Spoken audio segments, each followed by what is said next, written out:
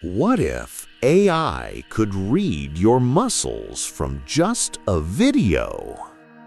Scientists have developed a groundbreaking AI system that reconstructs fine hand muscle activity using only standard video footage.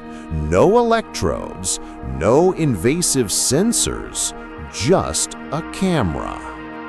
This means we might soon be able to decode muscle movement remotely for rehabilitation, VR, prosthetics, or even capturing human gestures with unprecedented precision.